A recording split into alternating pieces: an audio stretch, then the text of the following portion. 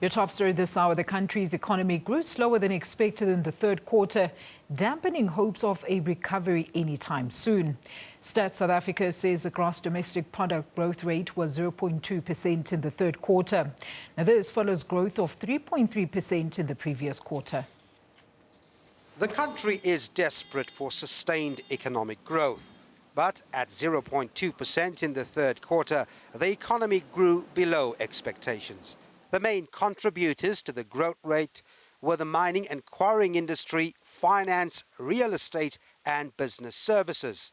The real significance of economic growth is often drowned by the avalanche of statistics we face.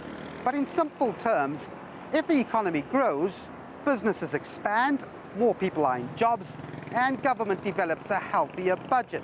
But as Treasury warns, that growth needs to be inclusive and benefit all citizens. Anemic growth has been the main concern of ratings agencies, which has the country on the edge of investment grade.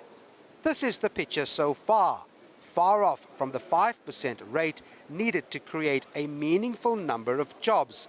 And analysts are warning that unless there are major structural changes, the growth rate will not pick up substantially anytime soon. ABSA's Chris Gilmore says lowering interest rates to stimulate spending or lowering taxes are not options. So therefore you say to yourself, by deduction, what is left? And it's structural reform of the economy in whatever form that means. And this would include things like reforming labour practices, which have become very restrictive over a number of years. Now the question then arises, does the government have the stomach for this type of thing? And I'm not entirely sure that they do. It would mean full or partial privatisation of many state-owned enterprises. Does the government have the stomach for that? Again, not entirely evident.